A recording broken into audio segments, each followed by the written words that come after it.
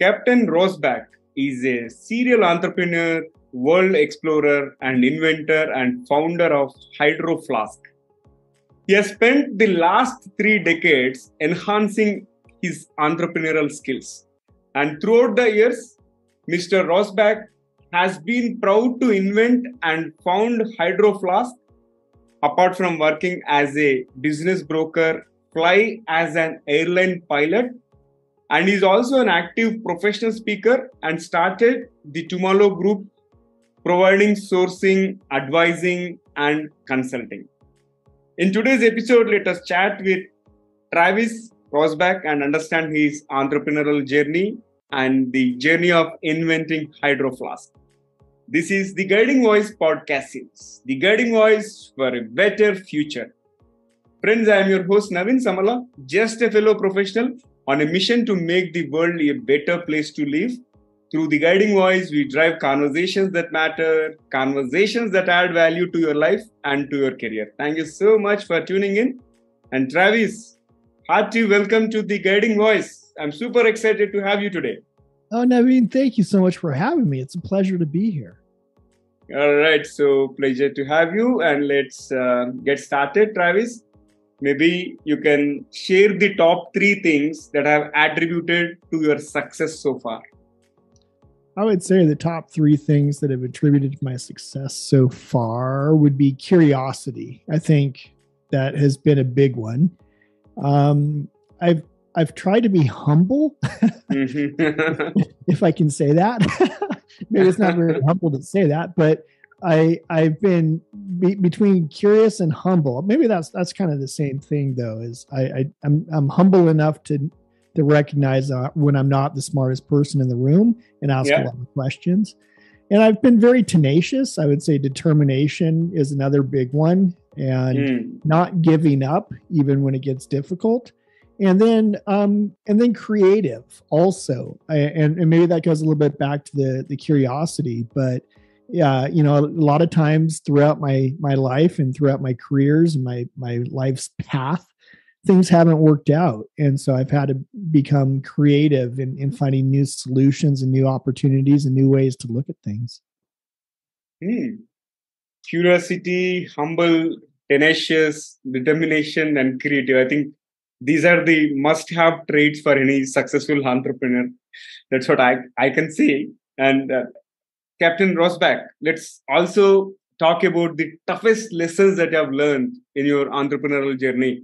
And mainly I'm interested in certain things which we haven't anticipated. Okay, saying that when we take a plunge into entrepreneurship, we get into it with certain mindset, hoping that things will be positive. But all of a sudden, once you get into it, you'll start exploring some impediments, roadblocks, and which will be acting as a learning blocks from there on, right? So what are those toughest lessons that you have learned? Well, I would say that some of the toughest lessons are that not everybody believes in you at all times, and it's one thing to have the general public, like walking down the street and somebody doesn't believe in you, but when your friends and family don't believe in you, I think that is very difficult. Those are the ones that are supposed to be here for us, quote unquote.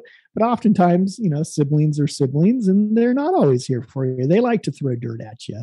And so I think that having such a strong determination and such a strong belief and a faith that something's going to work, and just knowing that it's going to work, and then having outside noise and just kind of static telling you that maybe you're not on the right path. Maybe this isn't such a good idea. I think that can be very challenging at times because, it's a bit lonely being an entrepreneur. There's times where not everybody is on your side and not everybody's raising their hand to help. And you're having to, break your back and put in long hours and sleepless nights and miss holidays and miss weekends and things like that. So that was a big challenge, was just kind of overcoming. And then also the industry experts, quote unquote, right? The people who are in the game and they say, no, this isn't, you're not right, or this isn't you're not cut out for it, or this isn't going to work, or you don't know what you're doing. that's always difficult. Being at the factories in China and having, investing hundreds and thousands and then eventually millions of dollars into a project and then having the quote unquote experts tell you, oh, that's stupid. that hurt. But, back to the tenacious thing, you just got to, bowl on through it. I can resonate with certain things. People may not believe, people may not trust us once we think about a particular idea. They think, okay, he's going mad. And unless we start seeing some results, they are observing from certain distance, right? Right, exactly. And then when success comes, they're always the first one that they're like, oh, hey, I was there. I was the one who told you could do it. I was the one helping. I was the one lifting the, you owe me. And it's like, oh, man, yeah, come on now. Indeed. I can resonate with you. And now let's talk about your invention journey, like Hydroflask. How and why did you invent it? What was the burning problem that you tried to solve, Travis? Quite honestly, Naveen, I was thirsty and I was tired of, I lived in Hawaii on the beach and I was tired of having plastic single-use water bottles wash up on the shore.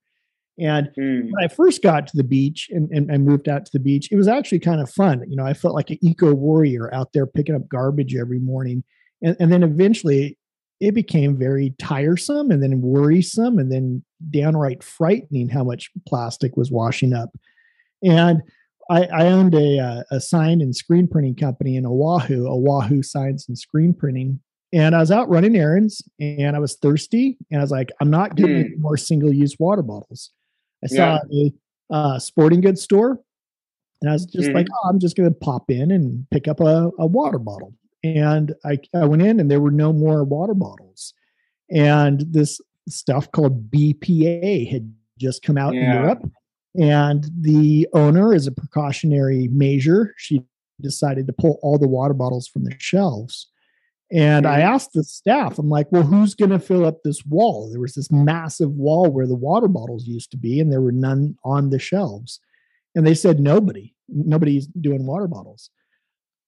Boom, it just hit me in the back of the head. It came out my mouth. I will do this. And, of course the guy laughed at me, but I saw the future and I had a very clear vision of me standing up on stage about 10 years in the future, talking about this highly successful water bottle company. And I was like, I'm doing it. So that's kind of how it all started. And then there were multiple, like as much. And then after that, I tried to kind of not do that. I was like, well, I got a sign company. It's going really well. I got this big lease and I've got all this equipment and all these employees. I can't go do water bottles. And the more I tried to resist it at that point, the more it just was like, yes, Travis, you're doing water bottles. So I ended up doing water bottles. Awesome. And by any chance, do you have any sample bottle to show it to our audience? Yeah. You want me to show you some of the OG ones? Yeah. Yeah. Hold on one sec. Yeah, sure. So these were the original, this isn't the very first one, but this is the first narrow mouth shaped bottle. And this is a 24 ounce. We had 18 and 24 ounce bottles. It looks elegant. It looks elegant and it is eco-friendly. I think kudos to you for taking up that mission. In fact, yesterday I happened to watch a movie, which was made in one of the South Indian languages. And it also spoke about the volumes about the water bottles and the kind of negative impact it is going to cause to the earth. And day before yesterday, I spoke to a person who is again trying to save water and save the entire environment. So I think nature has plans to us, right? In terms of connecting these three things. And I'm so fortunate to have this conversation. In fact, I could relate it so well. And I congratulate you on taking up this mission. And definitely it is going to add a lot of value. And in fact, we have to do our bit in terms of conserving Mother Nature. So kudos to you, Travis. And thank you. Yeah, let's move ahead. And I'm also curious to know, did you invent anything else before Hydroflask? Well, no, I had no other patents before Hydroflask. I was a commercial airline pilot. I was a boat captain, and I traveled all over the world doing, flying helicopters and airplanes and captaining boats and being a first mate or whatever it was on different vessels. And I think from a very young age, my mom likes to tell the story that I would invent like toys and I would invent things and I would say, hey, why don't we have this? Or why doesn't it work this way or that way? And then sure enough, within 6 months or a year or 2 years, that toy would come out and she'd be like, that was your idea, but no patents prior to Hydroflask. No. Awesome. Yeah, I think so. First one turned out to be a hit, which rarely happens because I've seen many entrepreneurs maybe failing in their first few attempts with different products and getting the taste of success with probably third, fourth, or fifth, or so on. Right. So I think you're in a way you're very determined. That says it all. And I had other businesses that had various levels of success. I had a fence company in the aforementioned sign and banner embroidery, kind of agency in Hawaii. Had a real estate company, and some of those did very well, and some of them did just okay. But yeah, Hydroflask, it's still going strong, so that's cool. Awesome. Now let's move ahead and talk about how you turned this 11,000 or the 11K dollar business into a $1 billion brand. Yeah. Well, I was always interested in guerrilla marketing and how, we didn't have a lot of money. We, as $11,000 isn't very much to start a company, but it was all that we really needed. We got samples and the samples worked. And so we placed the first MOQ, minimum order quantity. We placed that order and we maxed out our credit cards. I had a partner at that time. We maxed out our credit cards and friends and family and all of the money we could, beg, borrow, and borrow again. And then a lot of stickers, T-shirts, hats, ancillary products besides the $20 and $25 back then water bottles. And so we kind of, I focused on us building the brand and spreading the brand message that we're just normal people. We're not a big corporation. We don't have billions of dollars behind us. We're not doing anything nefarious. We're in this for the right, reasons. And I think people could really relate to that. And then also a big part of it was we were first to market. And that was huge, and a lot of the experts will tell you that the first to market doesn't typically profit or prosper from a new product. And we were kind of the outliers in the fact that we did quite well with being the first to market. And then everyone else was just kind of jumping on the double wall vacuum insulated bandwagon with us. So. So now if you look back in the hindsight, you have built the brand, and if you look at your current growth rate, I think it is over 600% per year, right? So what is life like as an entrepreneur growing at 600% per year? How does it feel? Yeah, we were going 600% a quarter.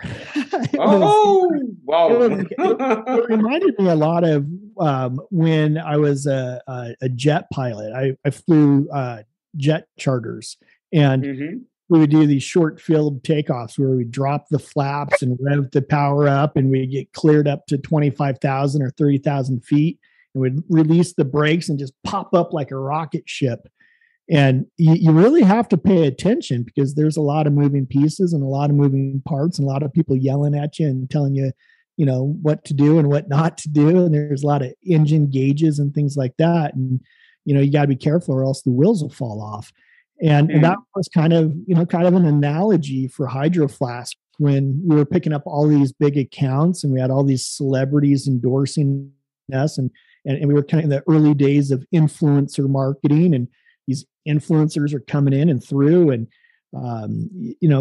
my goals were being met for Hydroflask. We were getting in this, big companies and big corporations, and the government and international accounts were coming in, and there was a lot of sleepless nights, but it was fueled by adrenaline. I think more than anything else, I didn't want to sleep. I wanted to be at the office. I wanted to be on the far side of the world at the factory, or at the opening of some big museum or trade show, or wherever I was, slanging water bottles. I absolutely loved it, because I was hydrating the masses. I'm helping people feel better.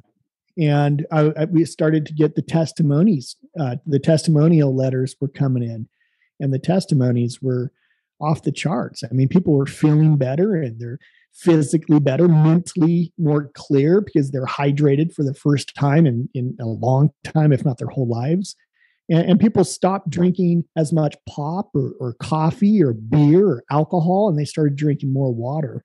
And when that happened, they realized, wow, this is this bottle that I'm carrying around. And then it became, one of the very first everyday carry items that people, keys, wallet, sunglasses, and water bottle. So that was just awesome. Awesome. So now let's flip the coin and talk about some of the hard times that you have encountered, because people always see the rosy side of an entrepreneur, but we rarely get a chance to see what happened behind the scenes and what kind of hardships you have gone, how you have overcome those hard times, right? So can you share those things? Yeah, we could go on for hours about the hardships. I think one of the biggest surprising hardships or hard times that we faced and encountered was when we started to do really well and we had a lot of sales, which, if you have a product and it doesn't sell, you're going to go out of business. Or if you have a service and you don't sell your service, you're going out of business. Like you said, like flipping the coin on the other side of that is, if you sell too much, you could also go out of business, because you need to pay for those products. And so we'd have to pay for the bottles sometimes 6 months before we would actually get paid for the bottles. And, when we did 3,000 bottles, it wasn't a big deal. But when we started doing 40,000 bottles a month, it became a really big deal, because we had to pony up that cash. We had to pay for it. We had to get the money over to the factory. They had to make the bottles. They had to package them. They had to ship them across the pond. We'd get them. We'd ship them across the country. They'd receive them. They'd put them into inventory. They'd sell them net 30, net 60, some even times net 90. And then finally we would get paid. And so that cash became very, very crucial. It was the lifeblood of the company. And then also, the bigger you get, the more employees you need. And as much as I, enjoy having employees, it can be expensive and it can be challenging. And so that just making sure that the employees had their money and the factories had their money was always a challenge. But we overcame it by growth. More sales was more attention, and we had more people looking at us, and then people started to come in. And even though we were, about 2008, 2009, 2010, when the economy wasn't doing great, we were selling a lot of water bottles. And so luckily, fortunately, people came in and said, hey, can we invest? And yes, please. So that kept us afloat and kept us going, and then eventually led to even greater growth. That's so inspiring, and it is always good to hear from the horse's mouth directly. And it is so inspiring and enriching conversation. And let me move ahead with my next question, and which generally pops in everybody who wants or who is an aspiring entrepreneur. Like, they feel like they need to have an MBA, right, to start a business. But do you feel a MBA is necessary to start a business? I didn't even know what the letters MBA stood for. In fact, I was kind of a funny story. I was out in New York at the NBA headquarters, and I was with one of the sales reps, and he mentioned that he had an MBA, and I said, no, it's MBA, and he says, no, it's MBA. I said, no, we're in the National Basketball Association. I mean, we were in the headquarters. There were basketball players everywhere. MBA, it says right there on the wall. He says, no, I have a MBA. It's like, oh, okay, whatever, dude. And then after the meeting, I had to go back to the hotel and Google to find out what an MBA was. So I personally, I think that if you have the capability, if you have the financial time, money, energy, you have the if the stars align that you can get an MBA, yes, by all means, go get an MBA. I think you can learn a lot of the language, a lot of the history, a lot of the terminology, a lot of the the tricks of the trade through the MBA program. But I definitely don't think it's necessary. I mean, like, I'm testimony to the fact that it's not. I might be able to spell better or have a better vocabulary if I had, but I'm doing okay without. Yeah. I think you're a perfect example, and I've seen many entrepreneurs as well, like who, in fact, have no formal education also, but still they make it big, and it all depends on the idea, depends on your determination, how you want to take it forward, and the knack of how to earn money, right? So I think this is great, and I think that college can be good and bad depending on the day after. Like, I think that if you use college in general to learn how to study and learn how to time management and routine and schedule and you have to work hard, and you can learn all that with college, and I think that can be very good. I also think that, and I've seen multitudes of times, that if you think that when you're done with college, you know everything that you need to know and you never go on to learn anymore, that can be very detrimental. I think that college is a good way to learn how to learn, but once you close the door to college, you still need to go on to learn more, and you need to know that you don't know what you don't know. And so I think that's kind of a slippery slope for folks sometimes. Yeah, absolutely. And this has been fabulous conversation, Travis. But let's add some spice to the episode. I'm going to kick off a quick rapid fire round so that our audience get to know the other side of Travis. Are you ready? I hope so. I'm sitting down. All right. Let me fire the first one. What is your favorite childhood memory? A favorite childhood memory, I would say probably when I was 14 and I showed up in the U.S. Virgin Islands and I met my dad for the first time, and I was in just this like tropical paradise. And then I met my dad. That was pretty cool. Awesome. And if you could be any animal, what would it be? I would be one of my dogs. My dogs have it so good. I mean, I was just thinking about this yesterday. Like, in my next life, I would probably come back as one of my animals. Such a good life. Indeed, especially in the States and in India also, the pet parenting culture is on the rise. In fact, I've been a pet parent for a long time. When I was kid, of course, I would say pet sibling at that time. Now I've become a pet parent. I have a 2-year-old Labrador, and right now she's not here. But normally she comes and she waves at me, goes, and I always think, I think you have to be a pet dog someday. Yeah. Well, I always, like, I think like, well, what if I come back as an animal next time? So I got to take care of my animals now, but then, even besides all that, like, I just love them, and they're part of our family, and yet they're also animals, and we keep them, they have their place in this world, but man, they have a good life. Yeah. All right. So moving to the next question, Travis. One more question here is, can you describe yourself in just one word? I was going to say, wow. Yeah, let's just go wow. Wow. Oh, Jesus. Superb. Yeah. I loved it. I loved it. And what is the weirdest thing that you have ever eaten? The weirdest thing I've ever eaten. Well, I have been to, I would say probably in Beijing, there's a like this alleyway, this like market where you walk down and they have tarantulas and mealworms and they have everything. And I was with a couple buddies, and sure enough, we walked down and we tried, or at least I and one of the other guys, we tried one of every single thing that they sold: tarantulas and all kinds of crickets and spiders and snakes and things I probably shouldn't have been eating, but it was a once in a lifetime thing. So yeah.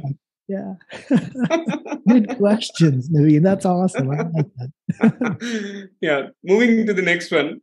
What is the first thing you notice about someone when you meet them? Wow. I don't know how to describe this or how to answer it, but I know the answer. Basically, from a very young age, I worked as a dive instructor and a dive master, and I didn't make a lot of money, and the money that I did make always came from tips. And so I had to size people up very quickly to know who they are, what kind of demographics they are, what they like, what they dislike, how to speak to them, how to sell to them, their kind of their aura almost, or their karma or their dharma, or their just all of it. Like I had to very quickly ascertain as much information as possible so that when I did start interacting with them, I was on my way to a wonderful, great experience. And then at the end of the 2 weeks or whatever it was, I would hopefully get enough tip money to pay rent. And doing sales as much as I have over the years, slanging water bottles on the streets, you have to learn pretty quickly how to converse with people, how to negotiate with people, how to read people. And so I kind of narrowed it down to there's only about maybe, I don't know an exact number, but maybe like 7 or 8 different personality types and quirks and traits that people have. And so typically when I see somebody, I can just read their body language. I can read their facial expressions, or at least, hopefully, and most of the time, and then boom, how to interact with them. That's nice. Moving to the last one for the rapid fire. What is one electronic gadget or a fantasy gadget that you'd like to see or invent yourself? I'd like to pause time. I'd like to just hit pause and then do whatever I want to do. Like I could read a bunch of books, or I could travel, or I could watch a bunch of YouTube videos to learn, or whatever it is, or, get the house painted, whatever it is. If I could just hit pause on daily life and not get any older myself, so I could be paused for an hour or for a year and then get a bunch of stuff done, hit unpause, and then nobody knew I was even paused. But man, the house looks great. Yeah. Did that over the weekend. I think that'd be cool. I'd invest in that. Yeah, quite an interesting one. And let's flip back to the mainstream, Travis. Before I let you go, a couple more questions. Like one is, what is one piece of advice to those aspiring to be a successful entrepreneur? I do it. Just go try. Yeah. Do not hesitate. Hesitation causes pain, I always say. And I think that the world needs more and more entrepreneurs. And I think that we're even going into times that are, we're in very uncharted territory right now. And I won't get into the politics of it all, but I do believe that we're going to need entrepreneurs. We're going to need people who have the courage to step forward and to produce jobs and produce products and produce beneficial things that will help the masses at large. And I also really believe in acting boldly, and unseen forces will come to your aid. I believe that if you go towards a goal or if you have a mission and it's very heart-centered and it's for humanity and you're doing the right thing for the greatest good, I really, truly, honestly believe that unseen forces will come to help you on that path. Absolutely. It is like if your purpose is strong, entire universe will conspire to help you. Right? Absolutely. And it doesn't always feel like that. And sometimes it feels like it's conspiring against you. But you have to shut off those voices, and you have to acknowledge them, but quietly have them exit and keep your eyes on the prize and never give up. Like Winston Churchill said, never give up, never give up. Yeah. Awesome. And here comes my last one. And you can be very blunt and give honest feedback. How was it like being hosted on the Guiding Voice platform? What was your experience? Oh, it's been a lot of fun. It's been great. Yeah, no, I appreciate the rapid fire questions, and I appreciate getting off the topic of just entrepreneurship and asking me personal questions. And I think it's really neat because reading books, you only get what the author tells you, but to have an outside voice come in and just kind of like parachute in to ask a bunch of questions that maybe don't really pertain to the book, but they are questions that everybody has, I think that's awesome. So it's a lot of fun. Yeah, this is why I like listening to your shows, because I never know what I'm going to get. And it's great to hear so many different people's feedback. And just sometimes with some guests, I'm like, okay. And then you ask them a question and they give this answer. I'm like, whoa, that's a great answer. That's really cool. I'm going to follow you on LinkedIn. Or it's been great. Thank you. All right. Yeah. Pleasure to host you. And thank you so much for joining me today. And thank you for all the insights, and thanks for spending time with me. It's been amazing show. And thanks again. Pleasure to host you, Travis. Thank you, Naveen. It's been an honor to be here. All right. So that was our episode with Travis Rosbach. And friends, before we move into the trivia section, here is a request to you. In case if you haven't subscribed to us, please subscribe from the app wherever you have tuned in from. Also, if you are listening to this show on Apple Podcast or Spotify, please follow and feel free to leave a rating and review so that it can reach wider audience. Not only that, if you have loved this episode and found the conversation useful, please feel free to share with at least 3 of your friends or colleagues who can benefit from the Guiding Voice. Thank you so much in advance. Now let's hop into the trivia segment. Having spoke to an inventor, I thought I'll present you a trivia about tea bags.